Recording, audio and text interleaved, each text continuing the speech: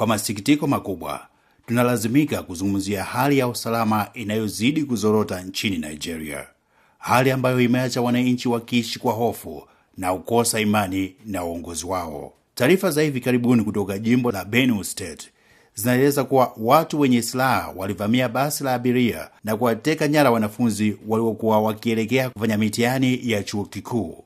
Tukio hili la kusikitisha lililothibitishwa na Gavana Hyacinth Alia linaonyesha wazi namna ambavyo wahalifu wamevuka mipaka ya ubinadamu kwa kulenga hata wale wasio na hatia kabisa. Lakini utekaji nyara haujaanza jana, umekuwa siku zote hai ndani ya utawala wa Rais Bola Ahmed Tinubu. Historia ya utekaji nyara nchini Nigeria ina mizizi mirefu ya kutisha.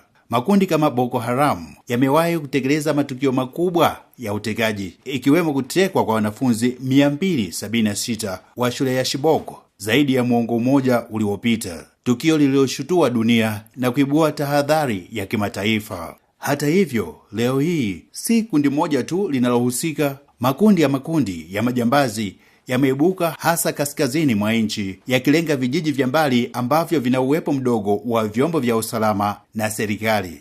Hili si tu tatizo la kiusalama, bali ni janga la kimataifa linalohitaji uongozi thabiti na hatua za haraka. Licha ya utajiri mkubwa wa rasilimali, watu na maliasili, Nigeria inaendelea kushuhudia ongezeko la kutisha la matukio ya utekaji nyara.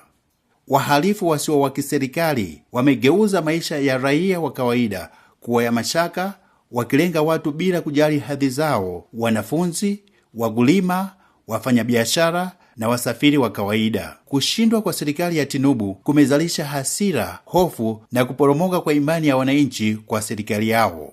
Wananchi wameachwa katika mzozo huu wakiwa mahanga wakuu wa uhalifu huu, na wakati huo wakibeba matokeo yake katika maisha yao ya kila siku. Tangu kurejea kwa utawala wa kiraia mwaka 1999, changamoto za usalama wa ndani zimekuwa zikiongezeka, lakini hali ya sasa inaonyesha kuporomoka zaidi kwa mifumo ya ulinzi. Katika mazingira haya, ni halali kuuliza, je, uongozi wa sasa chini ya Bola Tinubu unafanya nini kukabiliana na changamoto hii? Wapi ahadi zake za uchaguzi? Je, atasubiri kuahidi tena upya nchi ikielekea kwenye uchaguzi mwingine mkuu mwaka ujao? Je, serikali inatambua athari za muda mrefu za hali hii kwa mustakabali wa taifa? Kwa mtazamo wazi, dalili zinaonyesha kushindwa kwa uongozi wa Tinubu katika eneo hili nyeti. Wananchi wanahitaji kulindwa, si kuachwa wajilinde wenyewe. Serikali inapaswa kuwa ngao ya raia wake, si taasisi inayotazamwa kwa mashaka au kukosa uwezo. Nigeria haiwezi kusonga mbele ikiwa wananchi wake wanaishi kwa hofu ya kutekwa nyara kila siku.